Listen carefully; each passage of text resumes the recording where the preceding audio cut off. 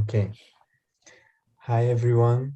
Welcome to our third conversation from this cycle of cosmic conversation.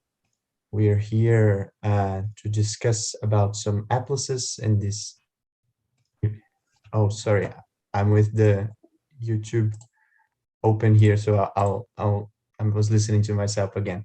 Welcome. We are going to discuss these atlases uh, on these conversations that is called Atlases, Images, Narratives, Gathering as a Way of Thinking. So before we start, it is important to remind that this is the third of two previous conversations, one of them called The Case for the Anthropocene 20 years later, and the other one called Ecologies of Contamination. They were both available. They are available in this YouTube channel, APP Humanities, as this conversation will be also right after our conclusion. And this event is held by an association between the Association for the Research of Practices in the Humanities, the Haus der Kultur und der Welt, and the Max Planck Institute for the History of Science. So, as I said, welcome to everyone who's arriving here now. And our conversation today is called Atlases, Images, Narratives, Gathering as a Way of Thinking. Typically, an atlas is a collection of maps, but today we are here to analyze and discuss some different and maybe more inventive kinds of atlases. The atlases we're going to look at are mechanisms that controvert linear reading and search for unusual affinities, one that do not work only by presenting maps, but also with images, references, and multimedia material. One of them is the Faro Atlas, a collective work of more than 100 scientists, humanists, and artists united in examining the non-designed effects of human-made infrastructures. Quoting the Faro Atlas itself, Faro Atlas is curated and edited by anthropologist Anna Tsing, visual anthropologist Jennifer Decker, environmental anthropologist Alder Keleman-Saxena, and architect Fai Sao. The project is developed in collaboration with architect Lili Carr, who's here with us now, and an international network of makers, designers, artists, editors, and coders. You can find the Faro Atlas by accessing faroatlas.supdigital.org. So also we'll discuss the connections of Atlas Mnemosyne, an unconcluded work conceived by a team of art historians led by Aby Warburg that consists of more than 40 wooden panels covered with black cloth, on which were pinned hundreds of pictures from books, magazines, newspapers, and other daily life sources, arranged according to different themes. Those who are interested in knowing the Atlas Mnemosyne can access a virtual tour available in the Haus der Kultur und der Welt website.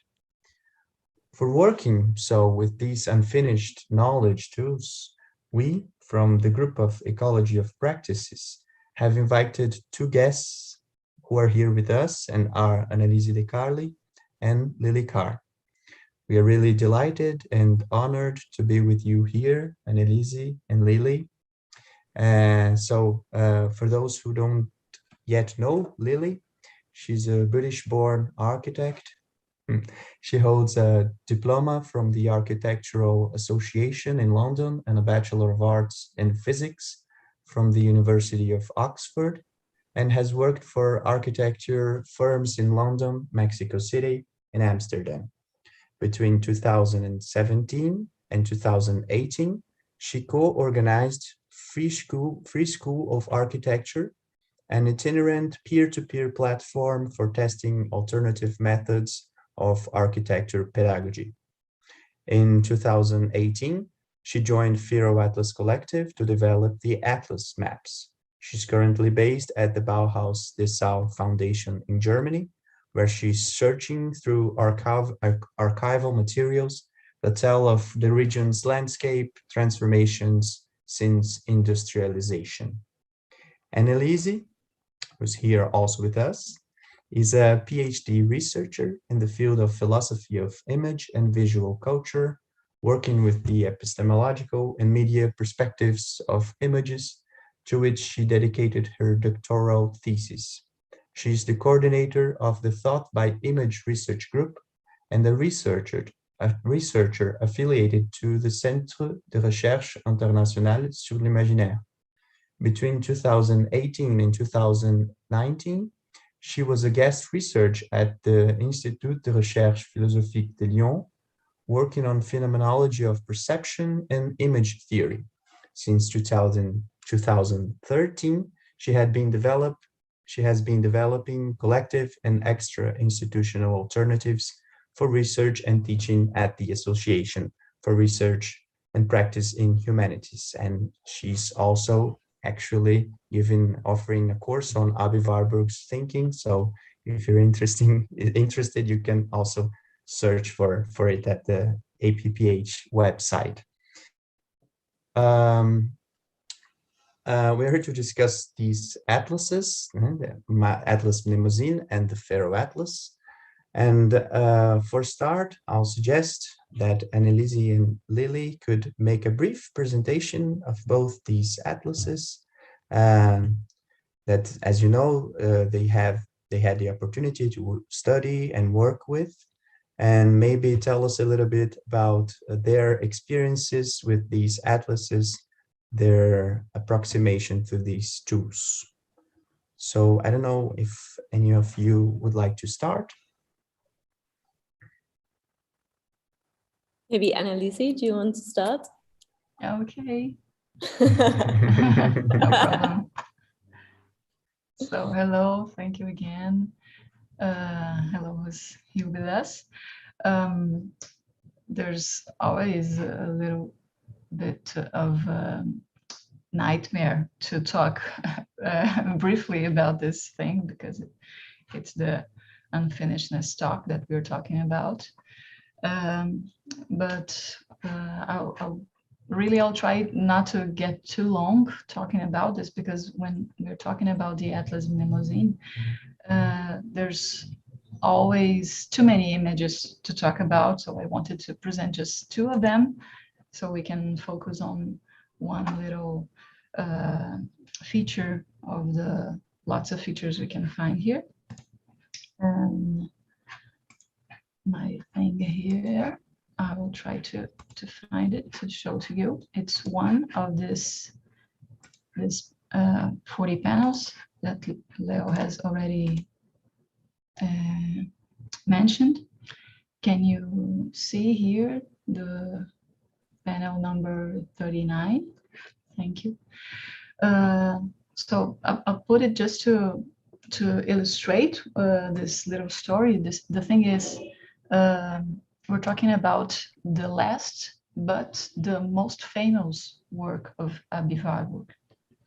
It's something that was made from the end of the year 1944 until one of his last days of working in 1929. So 5 years doing this procedure of gathering and regathering and making and dismaking this panel. But the thing is as a culture story, we sometimes get only to the moral part of it, to the fable part of it.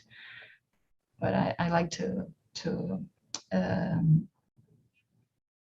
think about another possible approach, just like as a work in progress, a work forever in progress, not a fable one, which get me to the gathering of this atlas, not as a single work or something that was made between 24 and 29, but something that was a little of the last point of a work, a whole life of work. Because you can see that this little panel, there are a lot of images and illustrations and other kinds of things of Xerox that were taken from other books. So talking about the Atlas Mnemosyne is also talking about the Kulturwissenschaftliche Bibliothek. That is this whole life project of Warburg. And not only of them, of him, but of them, this collective that were working together in Hamburg at that time, namely Gertrude Bringen and Fritz Sachs. So these 40 panels are just a small glance of a work that has been done and not finished for decades, not only 5 years. So it has its problems and also his virtues, and managed to try to talk a little about that in these problems. But here is this little panel, one of them, one of the last panels that is one of the most famous ones because it brings Botticelli's and the work of Warburg on Botticelli's paintings have become very famous. I don't know precisely why, because his concepts didn't came from this work. In general, it came more from another works of his, as in Dürer and other paintings, but it became famous. And here we have one little thing happening that I wanted to zoom in, that is this. What I wanted to say about this is that this collage thing, this gathering thing he was trying to do, it is not just a work of composé. It was not trying to make Pinterest, as I like to make a joke. It was not a mood board or things like that. It was trying to make images help to think the other image, her neighbor. He was trying to make clear that these borders were, I don't know, made by someone, was like, was a matter of choice, the borders of each image. So I can zoom in a little piece of Botticelli's painting, but Botticelli also made his zoom in.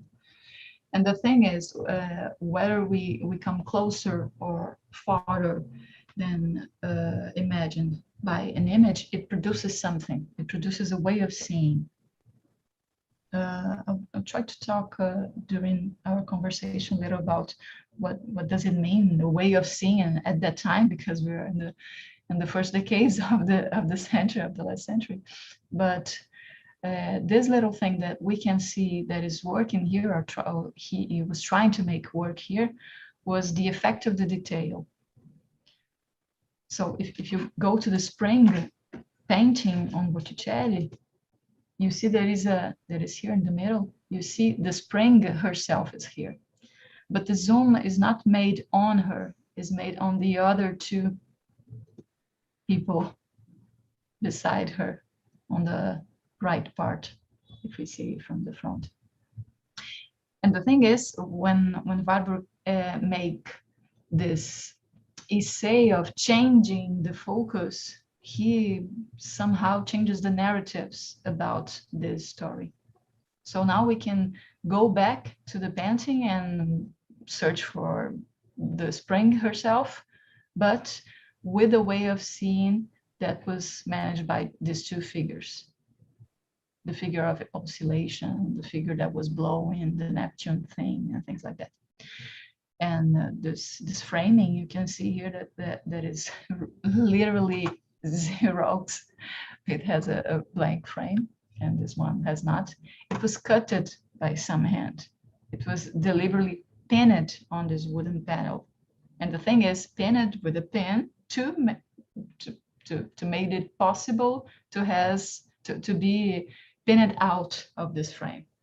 So it was the exercise of looking to the whole painting and only him, or unpinning him and only the painting with this, I don't know, this hole, this thing, this nothing of image in between, and just him as a neighbor.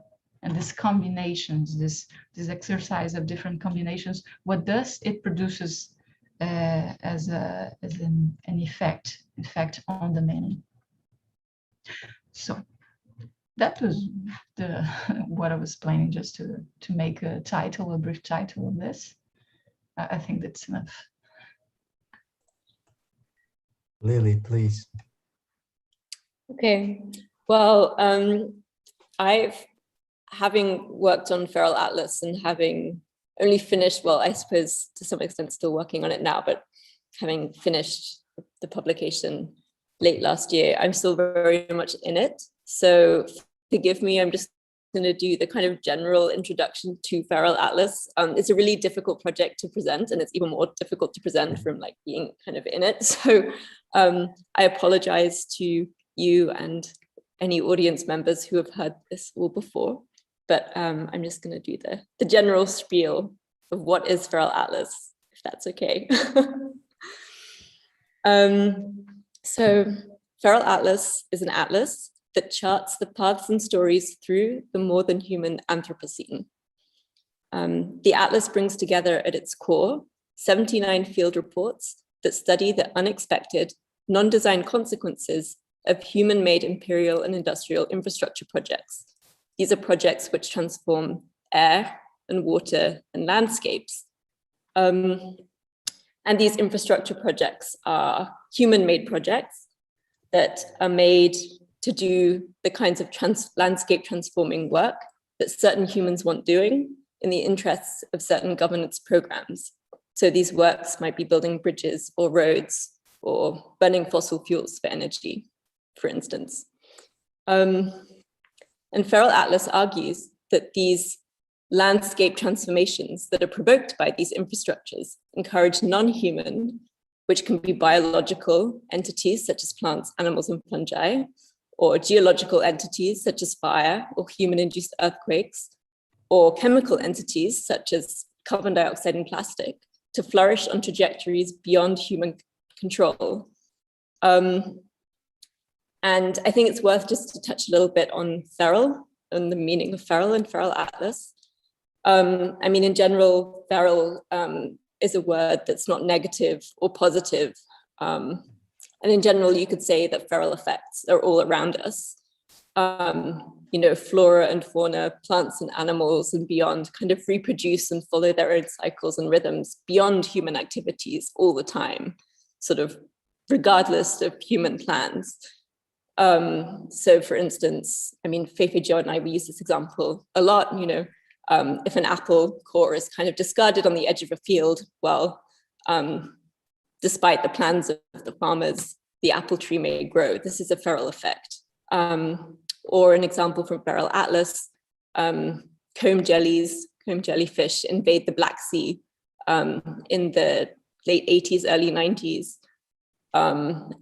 having been introduced there in the ballast water of cargo ships. And once introduced, they kind of radically transform the ecology there, destroying the native anchovy population and the livelihoods of fishermen, and kind of upset the whole system that was formerly stable there before. And Feral Atlas argues that it is the infrastructure projects that cause the latter effects, the transformations that upset those formerly stable kind of more than human life worlds, that are the bad virality, that are what Jennifer Deeger, one of the editors, promote world-ripping effects. So effects that kind of rip through life worlds and completely decimate them. And these effects, these ecological transformations, make places unlivable for both non-humans and also humans. And another point the Atlas makes is that these world-ripping feral effects often go unnoticed, perhaps as a consequence of the hubris of these infrastructure projects, and also the universalizing narratives that we tell about them, such as, you know, progress and modernity. And so because of this not noticing, these effects pile up, and this kind of piling up of feral effects upon the bad kind of feral effect is the Anthropocene. So what Feral Atlas calls the more than human Anthropocene. And so the Atlas argues that we need to learn urgent methods and practices of attention in order to start paying close attention to what it is that infrastructures do. And infrastructures are crucial for both understanding Anthropocene effects and starting to think through ways of doing differently. So each study in Feral Atlas, each of the 79 field reports that are at its core, demonstrates that to notice feral effects, we must learn to watch more than human world making unfold at the scene of the action. So I'll introduce you to one of the 79 field reports. I have to share screen.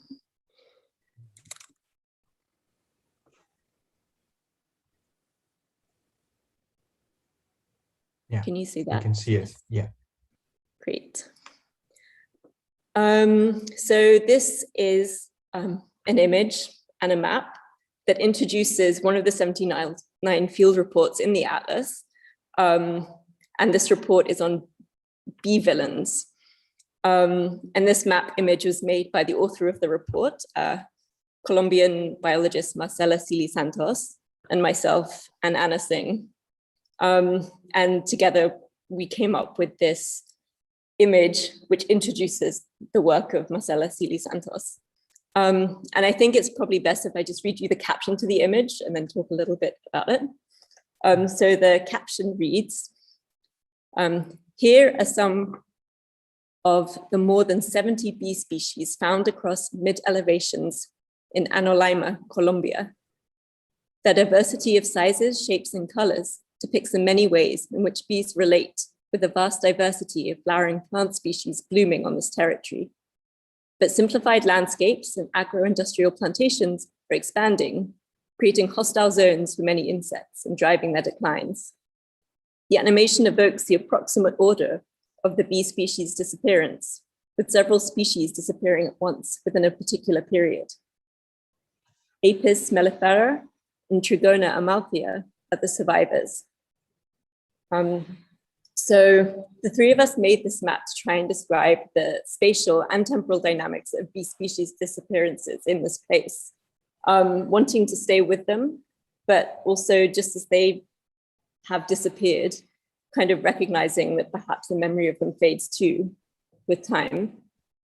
And the remaining two species that you see here on this map kind of marks the entry point into Marcela Cili Santos's research and the story she tells, which you can find on the Feral Atlas website.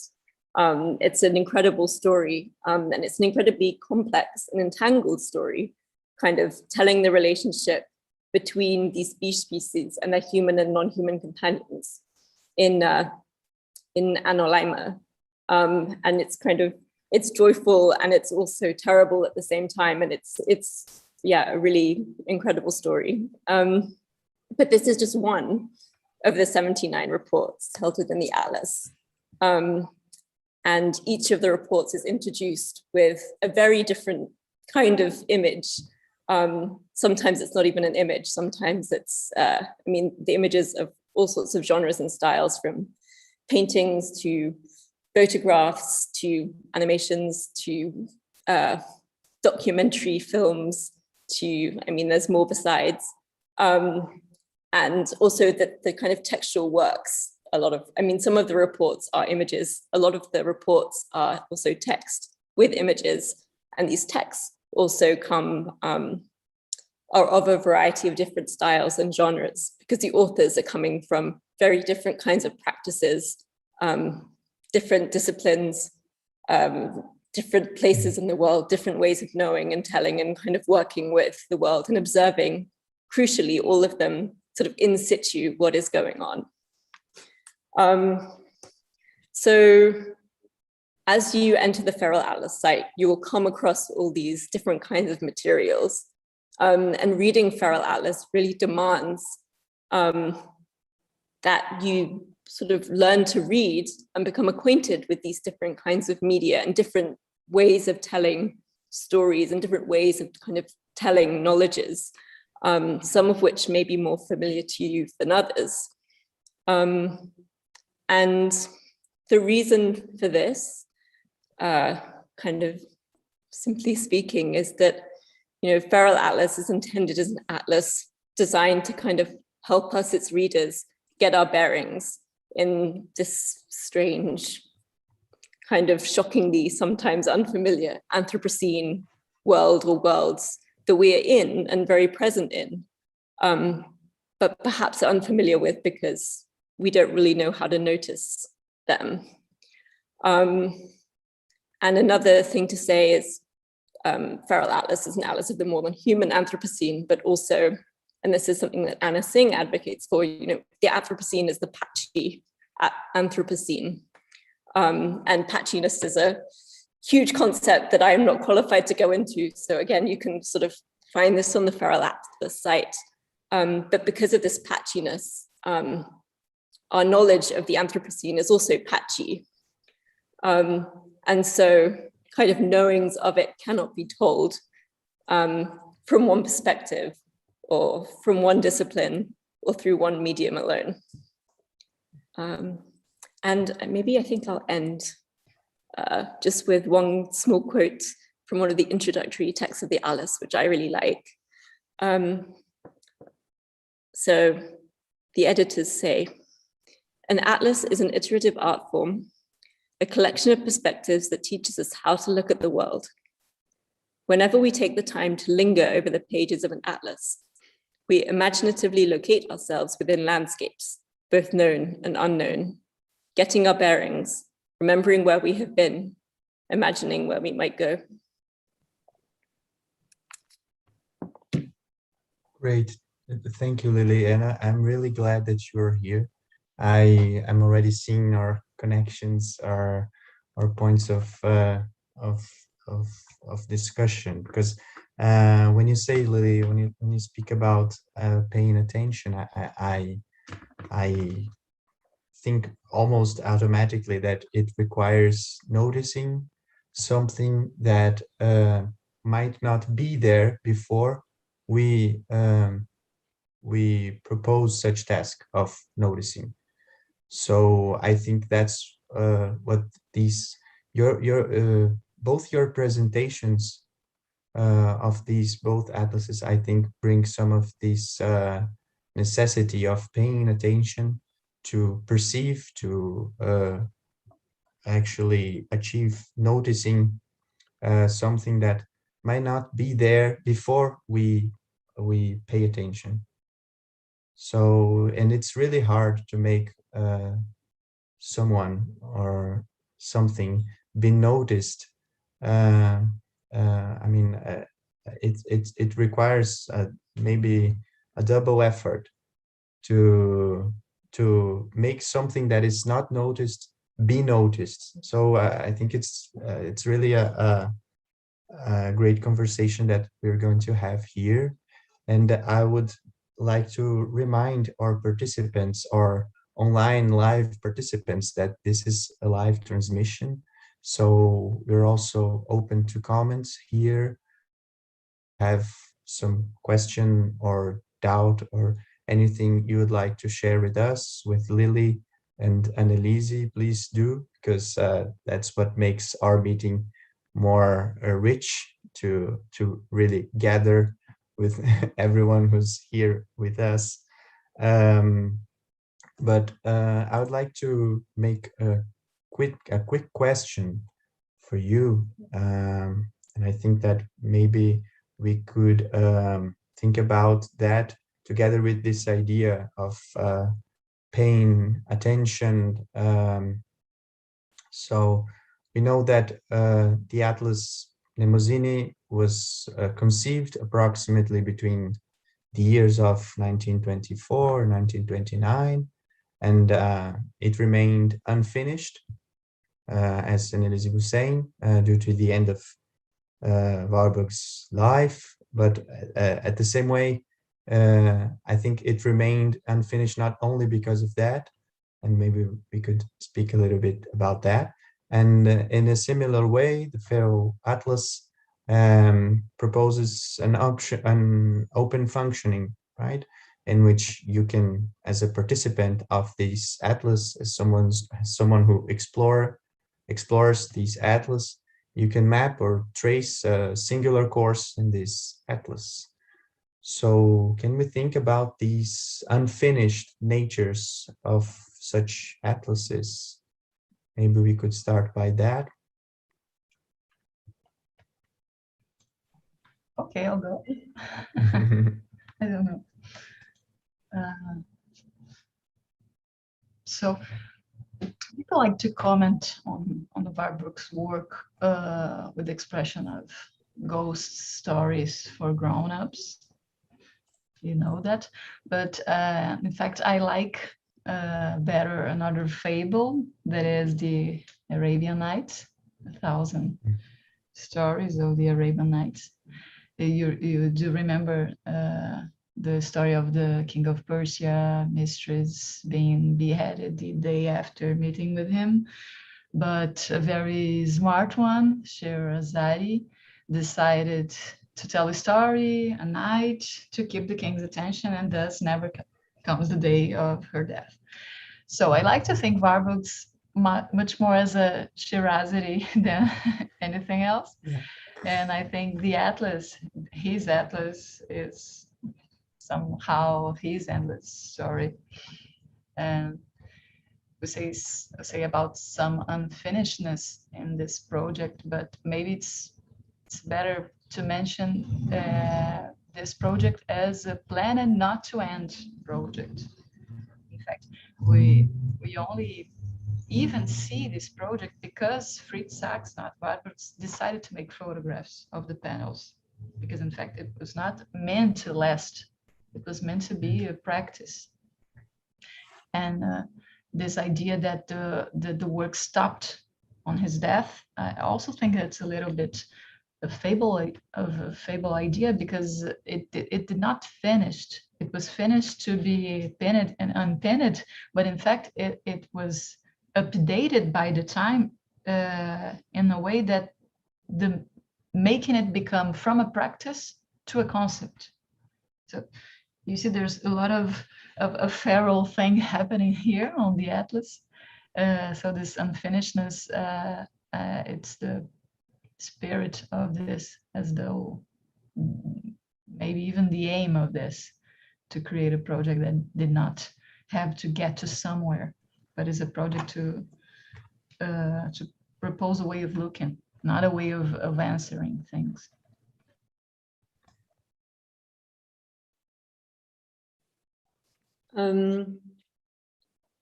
Yeah, this reminds me, I think maybe I can talk about, if you go onto Feral Atlas, there's this kind of floating key in the top left-hand corner. And if you click on it, you get to what we call the super index, which is the kind of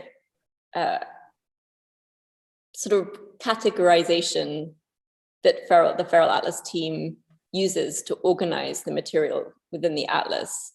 It's part of the conceptual framework, but it's meant to be provisional. You know, it's not meant to be definitive. It's meant to be a kind of provisional holding and framing of these materials in order to help and guide readers look at the materials in a certain way. And this is why when you look at the super index, you can see this, what we call the soup. And the soup are like all these like floating other words, which could be part of the categories, but are not.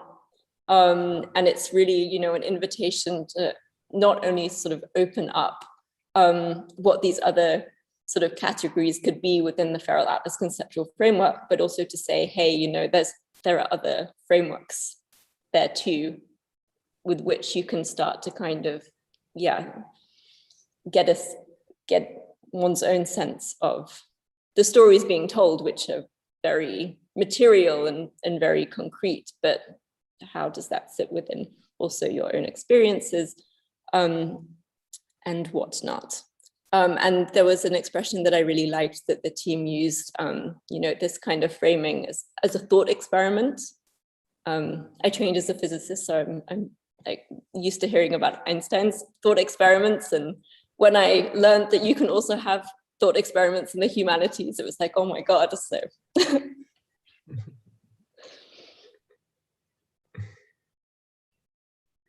That was a notice.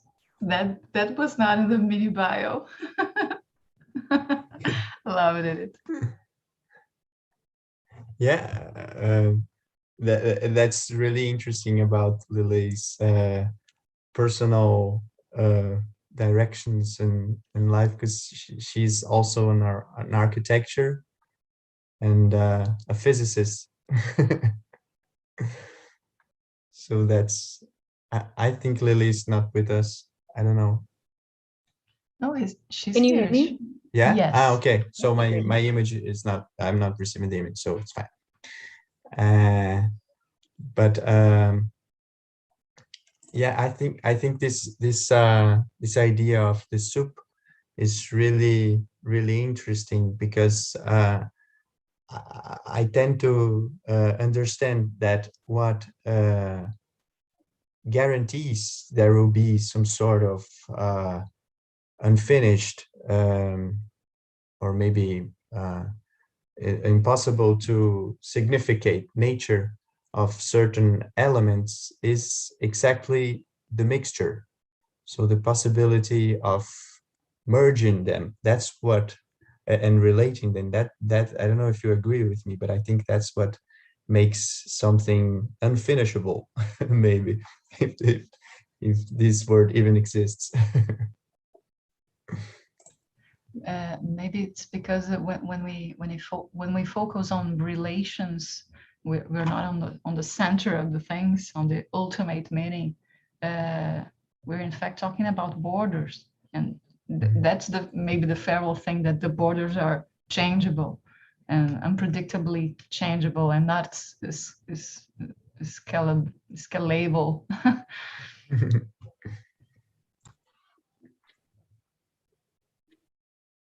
Yeah, sure. And I think that's what we are sort of doing here too, searching for some connections, some links that may also guarantee that. And I actually, sorry, can Lili. I ask a question about the Atlas Mnemosyne, just about how it was it ever meant to be displayed? In fact, the panels together? Okay. In fact, it was displayed in the moment they were making it on the principal hall of Warburg House back to Hamburg. But it was displayed as a tableau, as a work in progress, really work in progress at the table, but the tables in a vertical presentation. So they were unpinned, and when they were finished, they were photographed and pinned and archived. This was one of the biggest problems, because a lot of the elements, the picture, the paper that were originally in the panels were missed, because the archivation was, that thing on Warburg people, there was some kind of archivation. So this last display of the work at the HKV made the effort of looking for the original paper, the one that was on the photographs. It's a really nice display of the original atlases, because there was a lot of versions. Yeah, that interests me too. So do you think that there were lots of different versions of these Atlas Mnemosyne? Yes, because it was not a work to be displayed as a work of art. It was a way of, it was a method. Mm-hmm. The thing was, we are, I don't know, thinking about the astrology one, the astrology and mythology. The first panels are on these themes. So when he was writing, or he wanted to continue writing about this thing, making a paper presentation, I don't know, this is the way of searching for connections and ideas and this kind of things. And the panels were somehow, and in a few cases, used as slides, as we made nowadays, as I try to make the metaphor. They were together on the trip with people they were talking about. And then, okay, mission accomplie. And it was back to the archive. So yeah, and there was this archive, right, with lots of images that some maybe have never been displayed on a panel, on a Warburg's panel, right? Sorry, how? There is this archive of images of the Atlas Mnemosyne, and I believe that some of them haven't been displayed at a panel from Atlas Mnemosyne. I think I understand now. Yes, because the Kulturwissenschaft Bibliothek has books, but also a photographic collection, enormous one, gigantic one. Only the books, we have more than 200,000 books. So you can imagine the photographs, since it's very much cheaper than buying the books, the rare books. And the photos of the panels came from this photography collection. And also, when he wanted to make a panel, they were creating some Xerox material that were then archived on the photographic collection. Yeah, and I was thinking, Lili, maybe you could tell us, are there any material that are not in the Faro Atlas? How does it work with the Faro Atlas? Because I know it's really it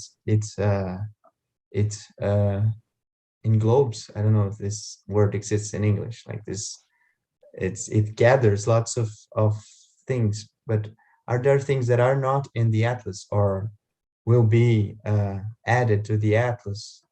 How does it work with Faro Atlas?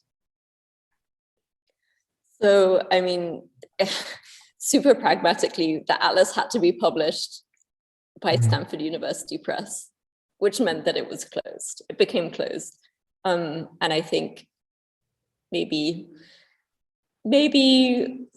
it would have been nice to have kept it open in a dream world, to have this kind of, digital framework that's constantly being added to, because I remember working on it even right up to the publication date. The editors kept on saying, oh, I met this person and they have, a Feral Atlas story, or received this email, or this study, which is a Feral Atlas study, and we can't put it in. So I mean, at this point, there must be so many out there that just are not in the Atlas. But I think the way Feral Atlas tries to deal with that is saying, Feral Atlas presents a method, and it's kind of an opening, and it's an opening for further research. So it's unfinished, but I guess it continues through the work of people who use it, read it. There's also, there's a lot of, there's a whole load of kind of image material that also didn't make it in, but that's for different reasons, which are technical and editorial and boring and probably not worth speaking about. Okay, but that's interesting about the atlases, because we are talking also about the narratives that these atlases may invent, and I think there's something here that we could talk about. It is adding up something to the atlas is different from adding up something to, let's say, a novel or anything like more linear. You can add it and it won't be like something you did after. It's another version of the atlas. So it's interesting to think about that by this way, because it's and I think it puts temporality also to the atlas functioning. I was meaning to ask you about that, because the Atlas Mnemosyne was made in the beginning of the 20th century, and the Faro Atlas was made at the beginning of our century. So how do you think these mechanisms aged throughout these years? Do you think we can think, or we can't think, certain connections between the time and space conditions of each one of these atlases. Yeah, and also what do they propose as a possible change in our understandings of nature, art, history, or even science at this time and at the time they were conceived. I know Atlas is a little bit more recent, but you know. No doubt this time affair, I think it's the one of the greatest things that is generally forgotten, but it makes the whole difference, because it's good to have in mind that is it almost 100 years old, as you already said, and as it must be, full of dust and meanings over it. And with this, I'm trying to say that there is a lot of interpretations, appropriations, also misconceptions on what is Warburg's Atlas ideas and objectives. Even this little detail that I mentioned, that it was a method, it was not something to be displayed. Of course, that there are some Warburg specialists that would not agree with me, but I think this way.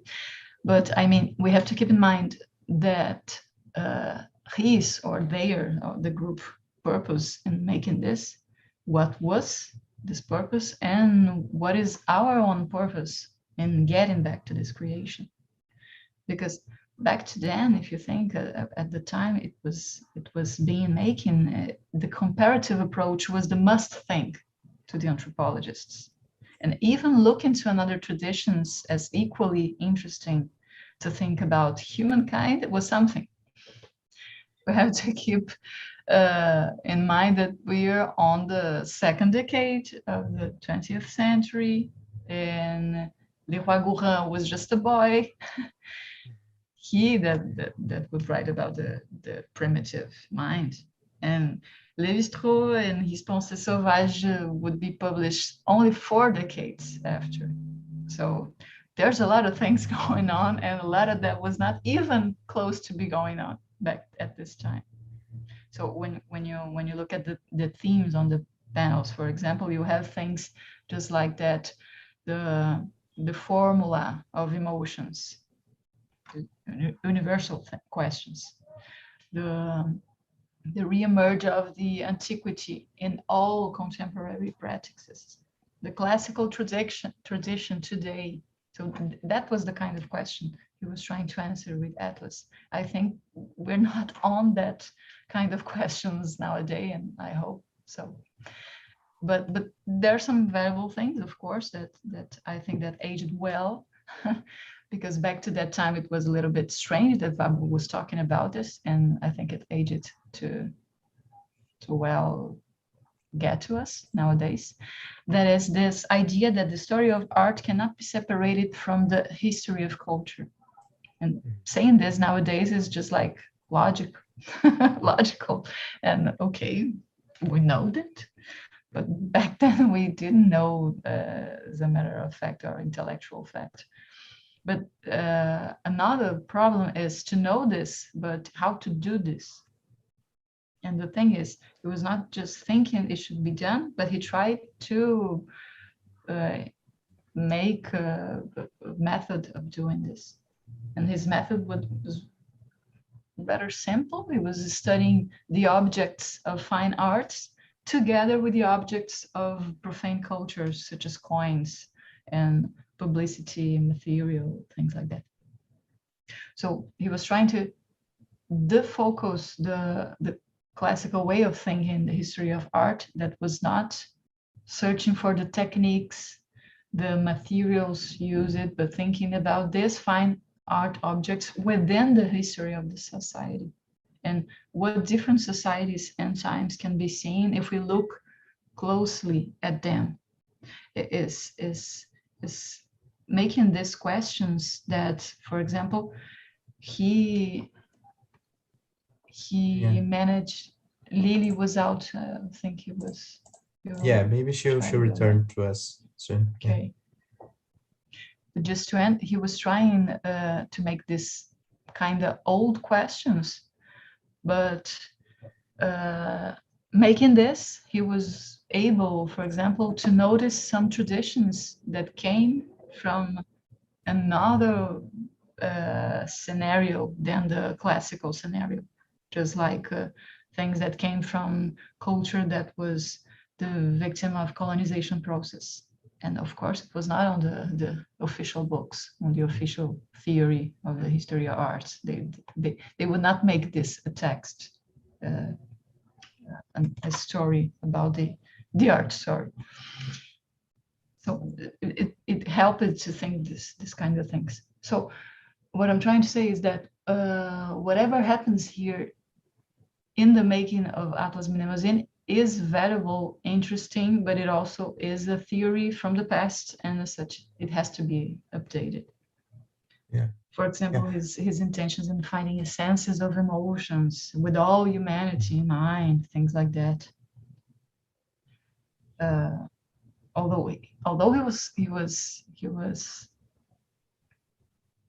he wasn't so rude in only using Central European culture to do these things, but you can find Persian, Mesopotamian, Chinese traditions, Oriental traditions on them, but most are definitely European. There's almost nothing of the African American tradition, exception to the Egypt things.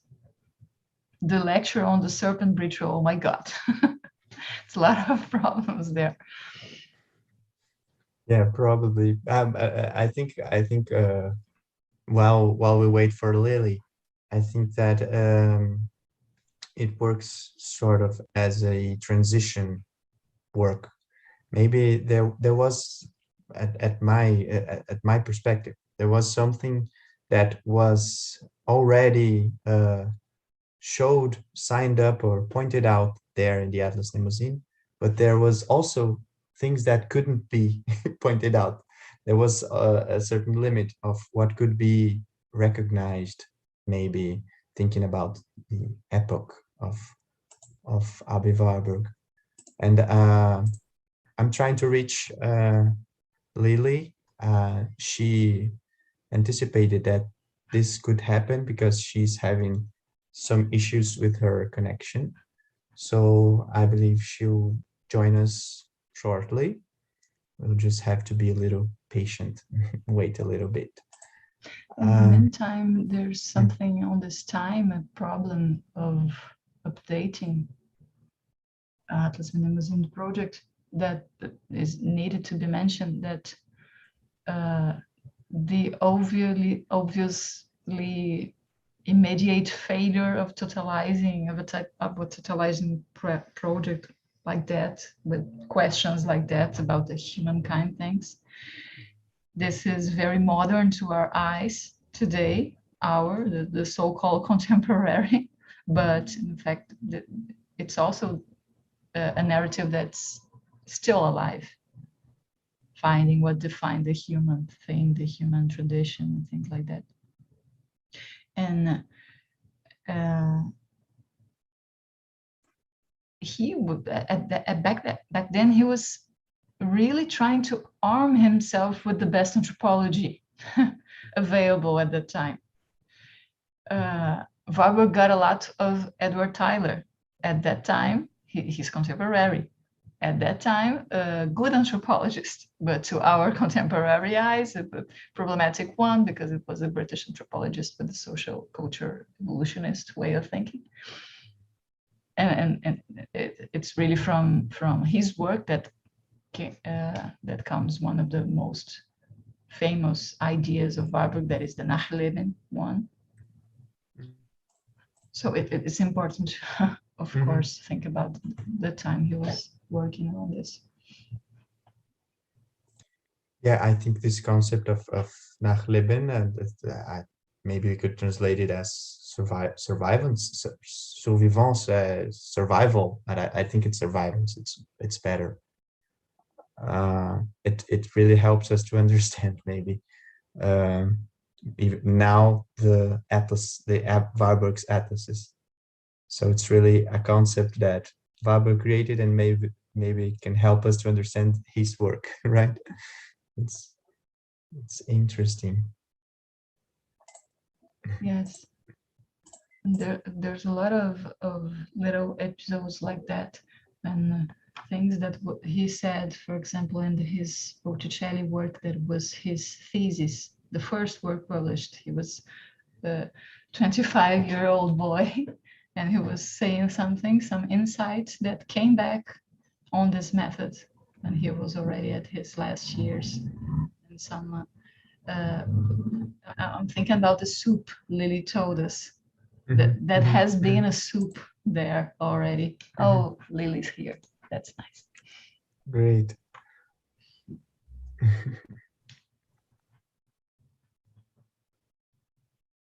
Welcome Lili. back. We were just talking about you. Hello, I'm very sorry. Yes, the internet. No problem. I brought you soup. I was talking about your soup. Yes, I missed everything. I'm sorry. I missed. No, it's okay. Maybe we can retrace something, some of our discussion. We were talking about Warburg's Nachleben, or survivance concept, in which he says that there's always something that remains ununderstood, not understood in certain images. So we were talking that maybe Warburg was some sort of intermediate between certain things that are from a past time and some certain things that are from a future or now present time. There are some things that Warburg could anticipate, and also some stuff that Warburg didn't read so interestingly in our times. So that was the subject, and I think that maybe if we think about Atlas Mnemosyne as a method, maybe we can think that even these continuing of this method, it demands from us that we change some of the findings that we may have in the, let's say, product of a method.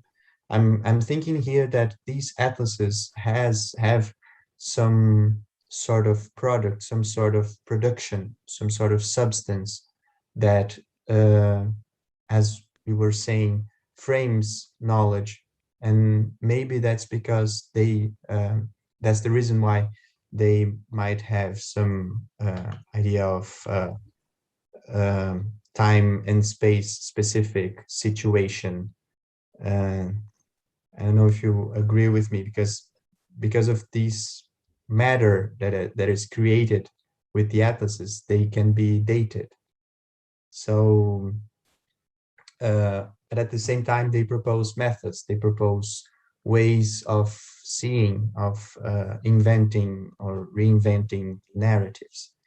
So maybe we could think that it's kind of logical, but we could think that because Warburg has invented the Warburg's team, right, have invented the Atlas Mnemosyne, that was sort of a condition, and we can say that because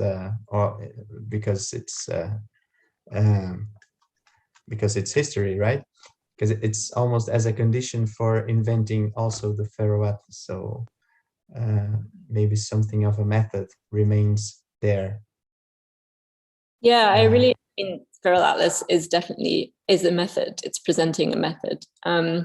And, you know, Anelise, I liked what you said a while back about versioning, like the versioning. Just anyway, I'll leave that there. I think with, maybe one of the good entries that definitely dates Feral Atlas is the coronavirus entry, because I mean, I still don't really know when what was the starting date of Feral Atlas 5 years ago. I mean, I started in late October 2018. when we were finishing the atlas, it was October 2020. So a lot of it was during the pandemic. And I remember when the editorial deadline was really approaching, the final deadline, because like, I don't know how many had been missed by that point, but the final deadline. And it was around May, June 2020. And there was this discussion in the team about whether to include entries on coronavirus, it being a very new phenomenon.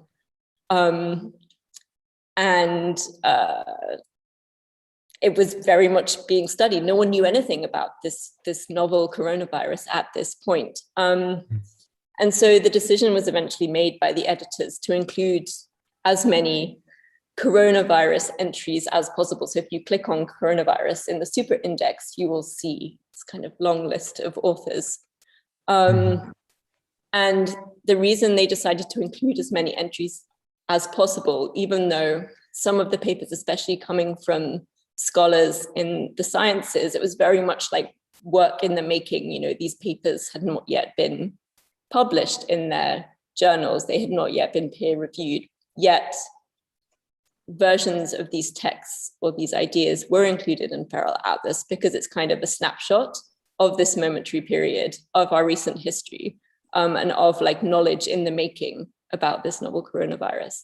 But there's also text coming from practitioners in the sciences, but there's also a poet, there's also a natural historian writing. So again, in a way, like the coronavirus entry is from a very particular period, but it's almost a kind of microcosm of Feral Atlas as a whole, sort of acknowledging that we are very much within the Anthropocene now, and also, I suppose Aby Warburg was too, but you know, he didn't know it. With new events and discoveries kind of about the Anthropocene, sort of about the conditions that we're in, unfolding every day. So everything is constantly on the move. And so this kind of coronavirus moment is for me also a Feral Atlas moment within this period that we're in. And again, that as many different perspectives as possible on coronavirus is also what is being done in the Atlas as a whole.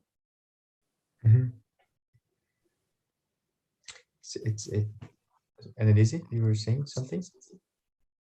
No. Oh, Okay, I had this impression.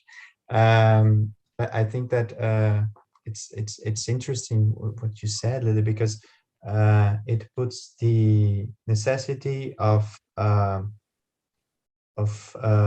presenting lots of perspectives when we understand that we do not understand totally certain object. That's important, and I think that maybe the entry of coronavirus is so full of different perspectives, exactly because we haven't chosen yet a major perspective, and that's important sometimes, and that may be a problem sometimes. And I think that maybe the atlases also try to undo this, and I think it's very thorough of them when they do that, right? And I would like to remind our participants one more time that we are arriving at the almost end of our encounter. So if you have any questions, that's the time for them.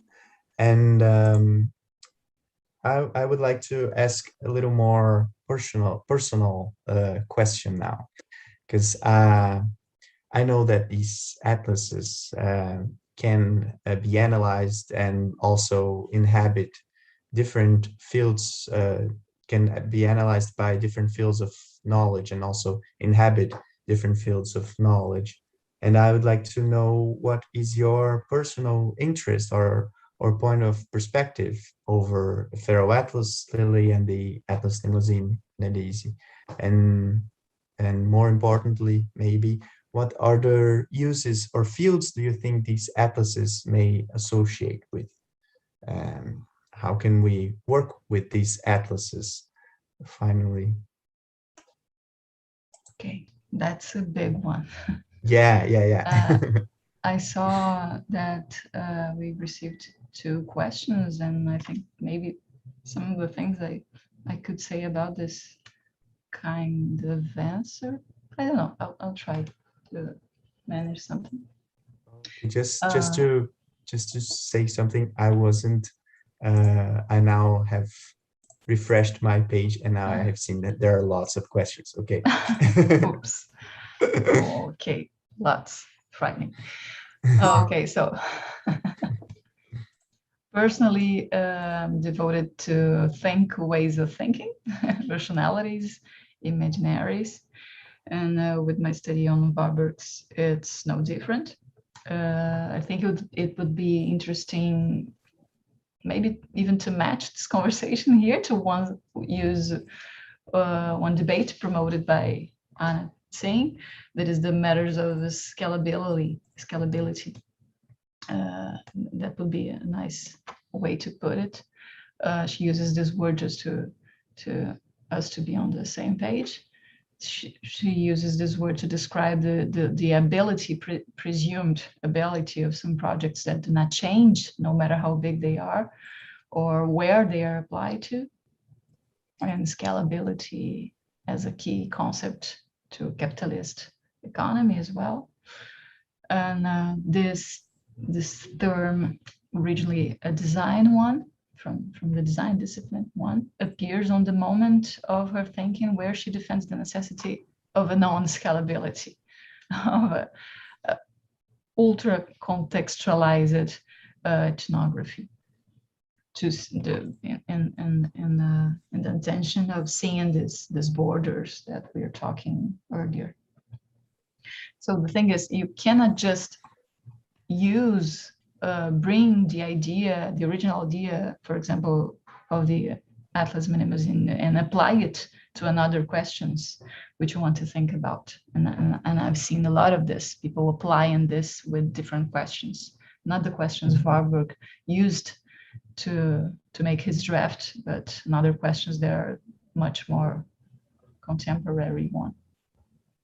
And when you consider using this method of gathering images, first it's important to keep in mind and keep epistemologically valuable, maybe, what it even means to gather images.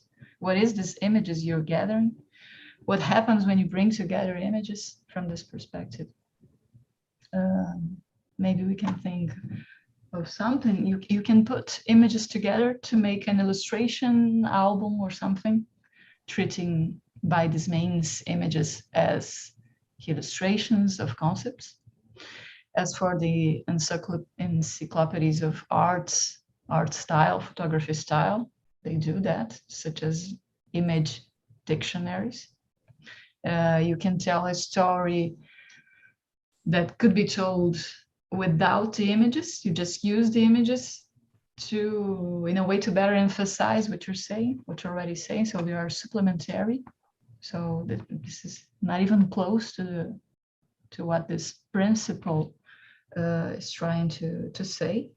Principle is the world and the word used by Didier Berman to describe this method, uses as a principle, as a heuristic principle, not just a method, because it brings together its concepts.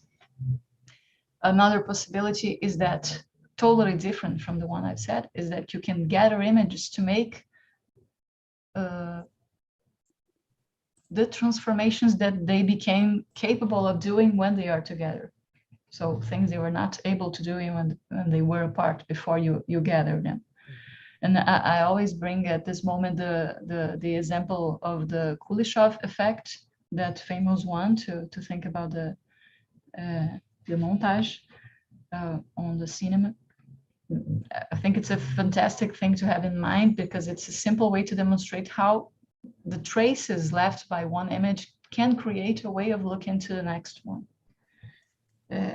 It's specifically cinema stuff example, but you can apply, now I'm betraying myself, you can apply this as an analogy, as a metaphor to this way of thinking, that is, you not only look to something because it's a thing to look at, but that there's a relation being played, and it kind of changes or modulates or creates a way of looking. And it's like the Rutinian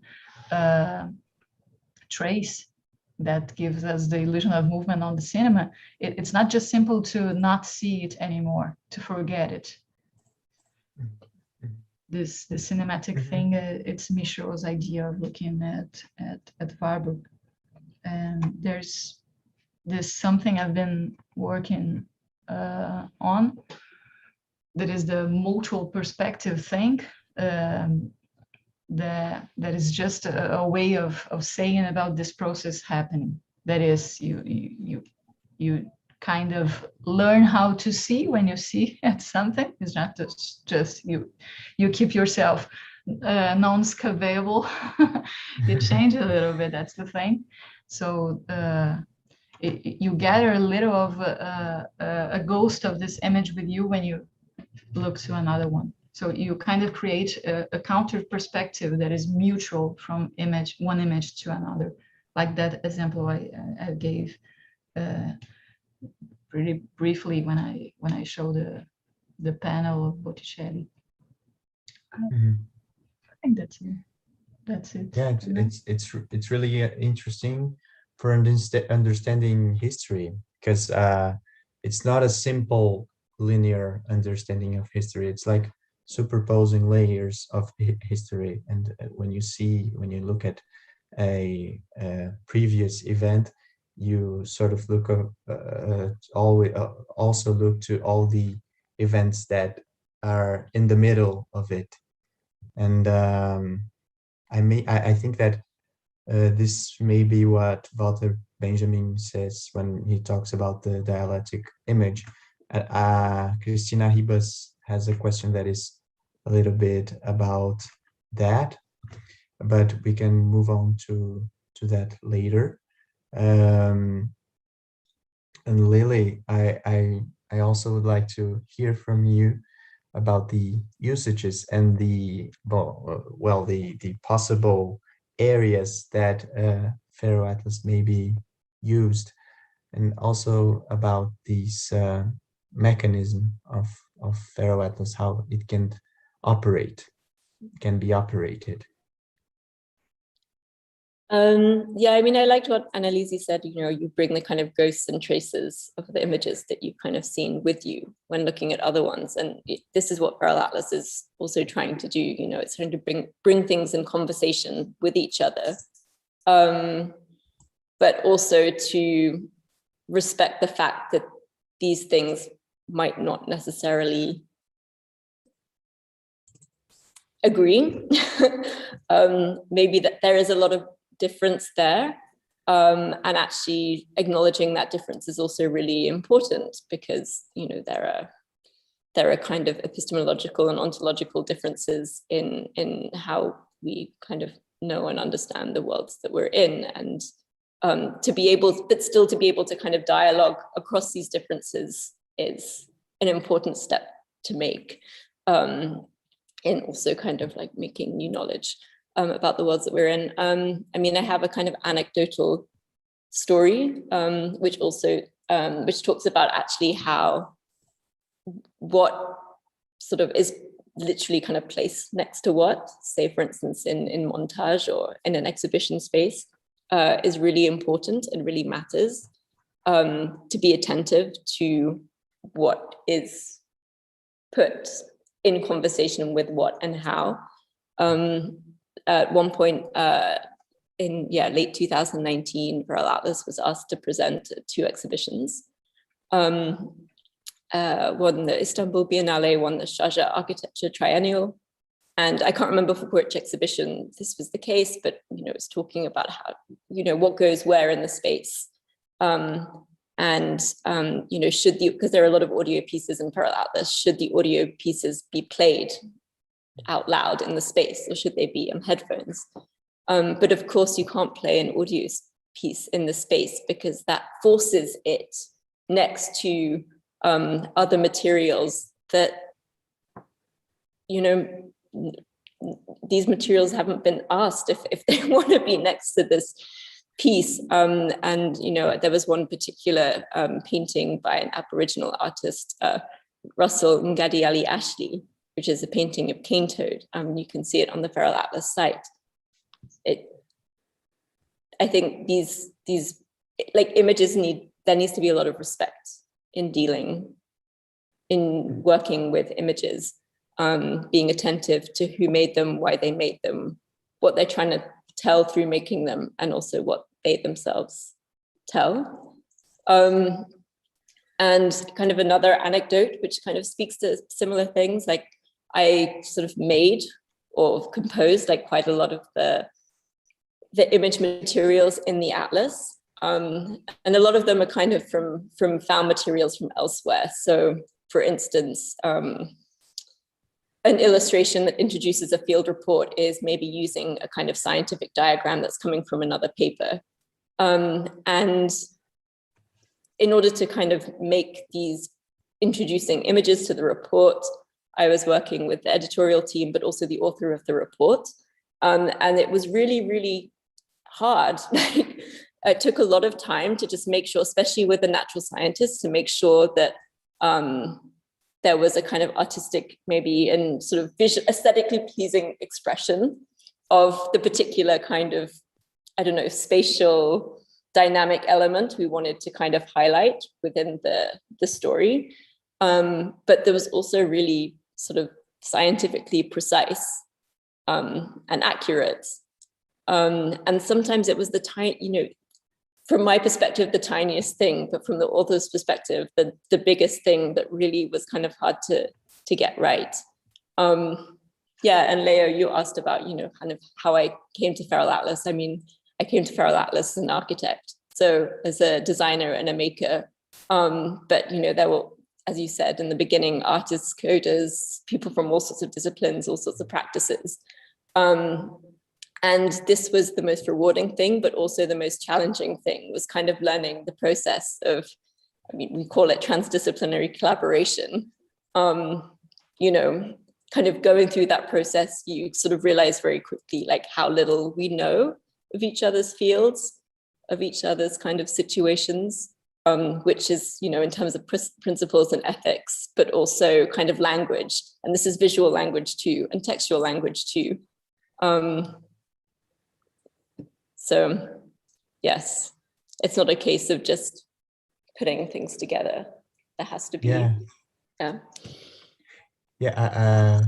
thought it was really interesting what you said about the coexistence of different sounds of the Feral Atlas. I think it's something that really takes an architectural look to think about. It's really, really interesting, because it's a perspective that sort of puts also these matter of atlases in a sound field, which for me is a little new also, and really interesting, because sound is different from image.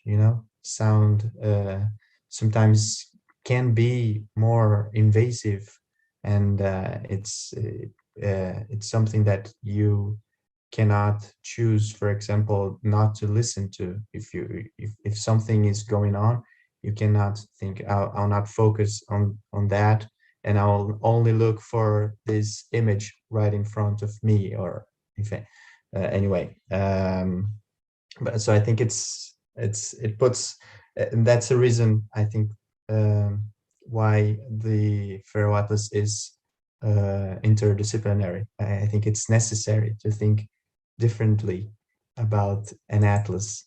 But getting to the questions of our participants here with us, I said that Cristina Ribas has put a question for us. She talks about an work of Walter Benjamin, the Arcades Project. There's a reunion of passages, and I think that maybe we could think about the Arcades Project as sort of an atlas, because it puts together different passages.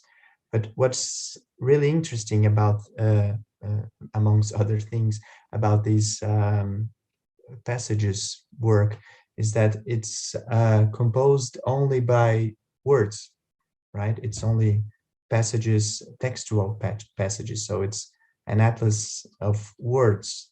And I would like to ask you about this connection between image and word and sound, and how does it interchanges or composes these atlases. And I think that maybe we could also think about this question with Fernando's question. And he asks us to talk a little bit more about mapping.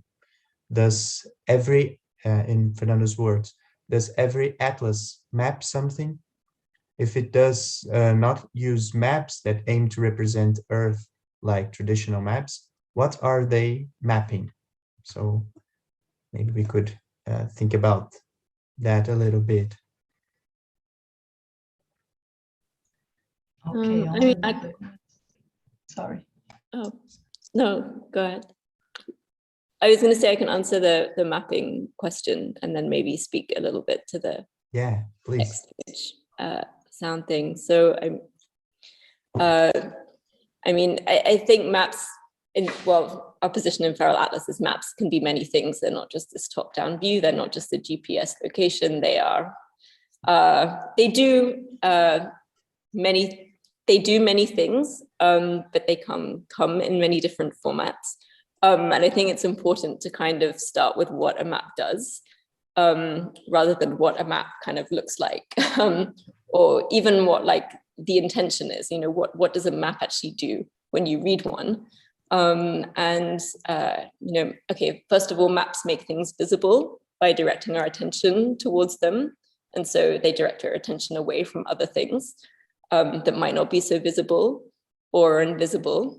And so maps give importance to certain things and make them matter. And in making certain things matter, they also show relations and connections between things, whether contained in the map or kind of out there in the world, or out there in the atlas.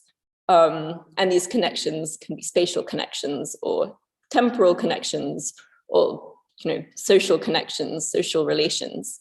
And in kind of placing those relations within a map, they orientate the reader within those relations.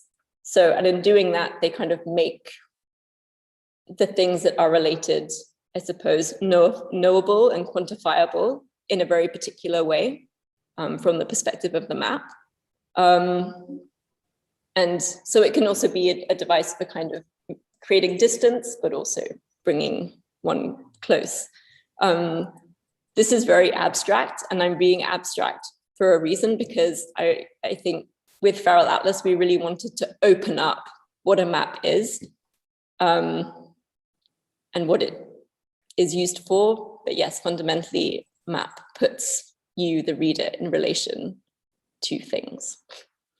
And there was this one of the maps in Feral Atlas, which is worth looking at, is the map for Dutch elm disease, I believe. Dutch elm disease is a disease that affects elm trees.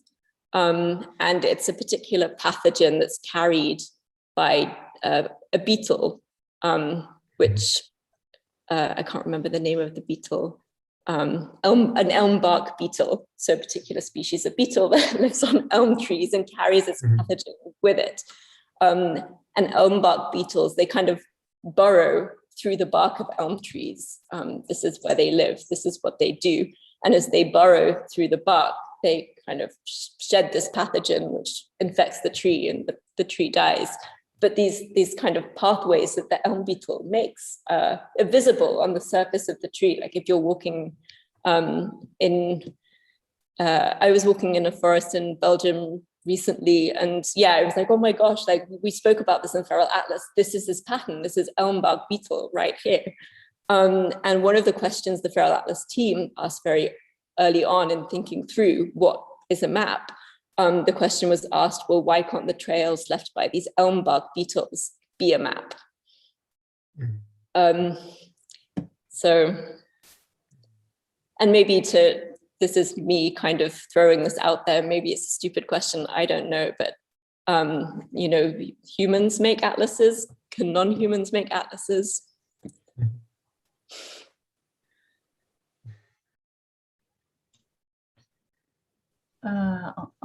On this matters, maybe it will be interesting to have in mind what even the world and the word have in common when we're talking about atlases, because there's this interconnection between this word and the world itself. The Titan that, as it said in the Theogony, it was punished with the eternal task of supporting the globe and the sky, in fact. But it turned out that the sky is the globe in our Promethean vision. But okay, but Atlas is also the name to other kinds of things that support, that make things stand still. The first vertebra of the cervical spine, this little book that supports the world itself, or just like an analogy to the Titan itself, the book atlases as a material form to this task, supporting the world. So the whole world is there. What you want to mean by world and there? Okay, that's a lot of questions. But in fact, I like this formulation from Didier Berman that is the comparison between an atlas of maps, and an atlas and other kinds of books with a story. And he says that this experience of reading an atlas, it never ends, different from one story that one should be told. And why you even pick this book to look at beyond curiosity matters is because you want to know some path, because you want to visualize your path. So the thing is, making an appropriation of the things he writes, I think the maps make us understand paths. So it makes paths visible, and it connects to the other things we already discussed on the not understandable matters if we're not in an interdisciplinary way of thinking. These objects even exists if we do not gather different disciplines. So this effect of showing a path, it's very interesting because it's ultra focused on an intention, a specific intention. So you look at the path, then you close the map, and you walk the trace, you get to the path itself. But another day you will have another interest, so you will open the atlas to seek for another path, or another path to make the same way work. And I think it's a little this kind of a contribution we have to think in mind, that the method, the principle of an atlas is creating paths between something, is the way we kind of make it a little more matter visible. Okay, the relation things, because relation is just a whole infinite thing to be talking about. But when you talk about path, you talk about, okay, someone needs to walk through this. There's someone and someday that is going to this place, to another place. And this has a lot to do to Passage's project from Benjamin. This idea that you have some new experience, some modern experience of the world that is made by fracture. It's not gathered. So the work is how to make it gather together, how to make these things that were ungathered create a new path now that I'm gathering this. And creating some other kinds of being there and walking these paths.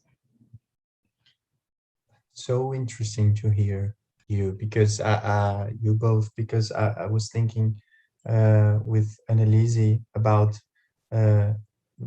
making an atlas is making paths, but also for mapping, for construction, a reunion of maps, an atlas, you have to walk, you have to also create some paths, as Lili was saying, because it changes and puts some on the inside out of the whole idea of atlas. For composing an atlas, you have to walk, make some pathways, draw some lines, and also these atlas, these atlases that we make may propitiate, facilitate that we also create some new pathways.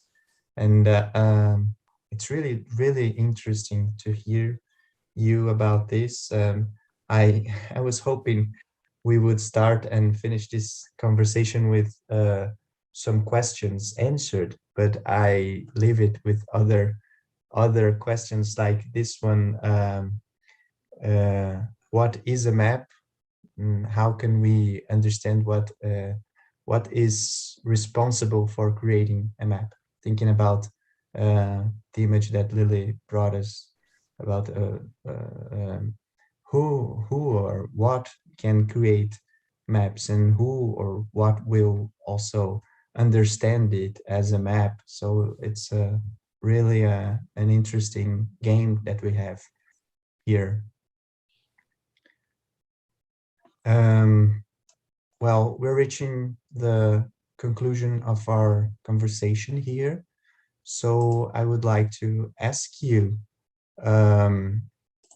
Anelise and Lili, if you have any final considerations, any other interesting puddings to add.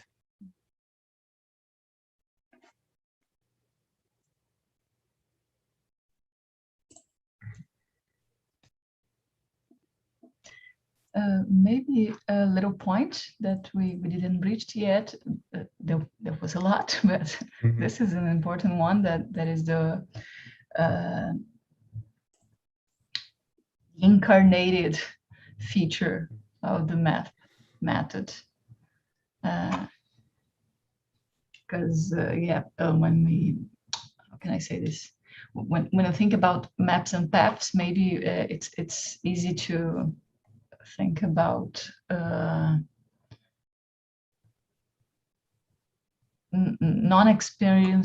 non-yet experienced paths and maps. So we're talking about a project that will be handled by anyone. So you have a map of your city, and then you walk the path, no matter if it's the 21st century or the 15th. So it's not like that. On the Big Sur, the South Globe, we know exactly that that's not that, because you cannot walk the city just by knowing the map. You need to know other things, just like that street you need to avoid at that time. But in the morning it's okay. So there are a lot of other landscapes that are together when we're thinking about creating a path and walking through this path. And at the time when we are here online talking via screen and things like that, maybe we lose track of this dimension, but it's a very important one. And this is the reason why in the beginning I try to make it visible, the hand presence in pinning and unpinning the things from the panels. Because there was someone that was taking the book from the bibliothèque and making a Xerox and cutting it and putting it, and then after taking it out, and then all these things. There was a mapping being done about these maps, and I think the atlas is simply like that. It's a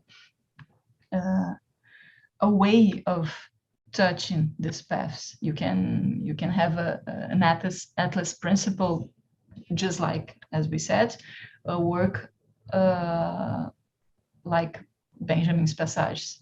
That is not a visual one. That is not an ethnographic one. That it's, I don't know how to say what is it, but it's a way of thinking that is the gathering and the creation of mutual perspectives, and which we hope will change the way we walk through that path again. Because if it didn't change, okay, then we just take the dictionary and don't invent all this stuff to talk about if it does not seeks for transformation.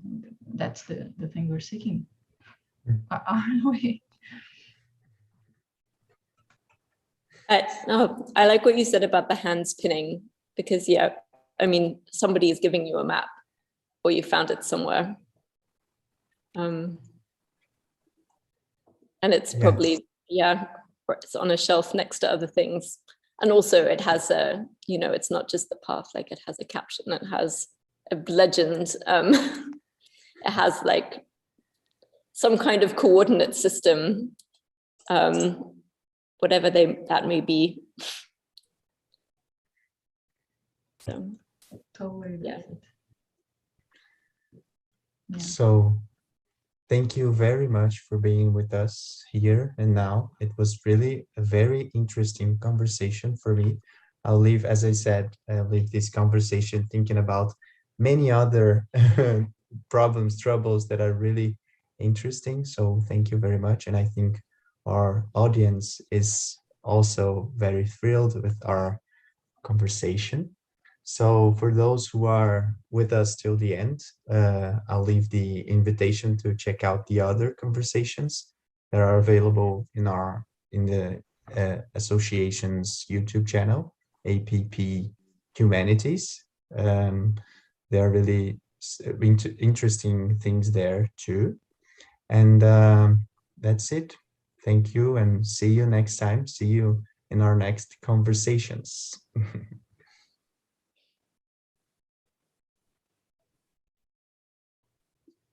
thank you. Anelise, you're muted. You were saying something. Oh, sorry. I was just thanking you. It was a very pleasant evening. Bye.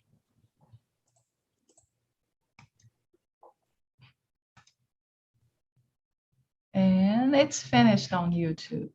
Oof.